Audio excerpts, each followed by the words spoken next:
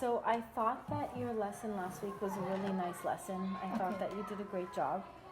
It was really an engaging start and introduction to the lesson with the game that you made. So you started it by getting the kids excited about the multiplication.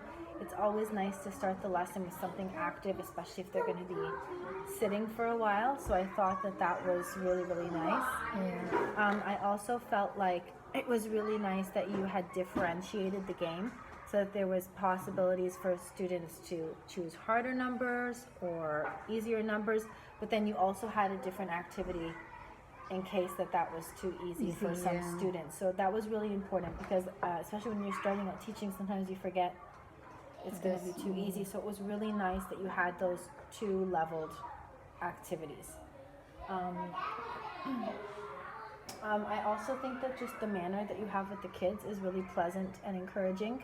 I think that you're kind but firm, and that you make people excited about the lesson, which I think is really a plus. I thought that was really nice. Okay. Some things to think about for next time. Yes.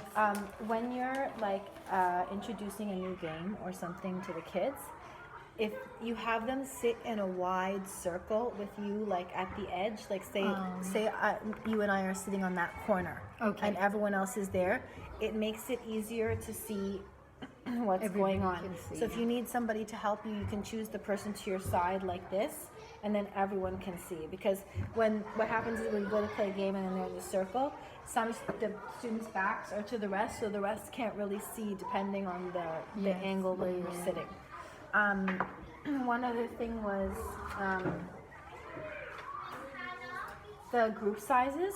Yeah. So when it comes time to disperse, like the kids, so now the time to go off and practice independently, it's really important to give like explicit instruction. Otherwise, there's always going to be an element of disorganization. So it's groups of 2, or you put them in the group, or groups of 3.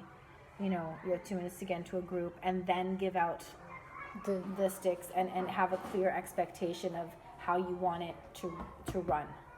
So like it was really nice that you had them to switch afterwards, because that kept the game going. And it was also differentiated because you'd go to the quicker groups would finish earlier and they could play against each other, which is a really good idea. So one way that it could have been for next time, you can even improve on that, is say, okay, so we're going to get into groups of 3.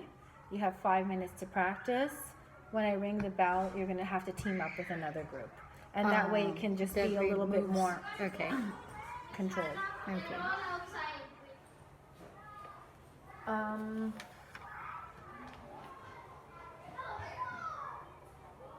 Oh yes.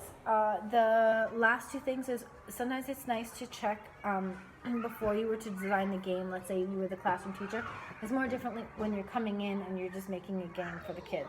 But it's nice to have like a prior knowledge kind of thing. So like for example, if everyone knows the 2 times tables, like a little thing to see where they're all at, or like if this is too advanced, like if they're still working on multiplication, if it's new, you could say like only up until like 2s, 5s, and 10s, or you could say that, so you could kind of specify where they are there. Okay. And the last thing was just if you make a game, it was really nice how the bundles were color coded and you had prepared all the popsicle sticks and that, but there wasn't a cup to put the sticks in, so that way they can get all of your work. It could get lost like by the next time, because they're so, sometimes the kids just throw it in their cupboard or whatever. And then for ease of next time for their playing, and if they had like a little sorter or even a Ziploc bag or something, then it would be easier for them to store and find next time to play. Okay. But I thought that it was really, really well done. I thought the kids were really engaged. I thought it was something that we can continue to use throughout our multiplication unit. Like, I'd be happy to use that activity. Yeah. Yeah, and it was well done. Yeah. Thank you. You're welcome.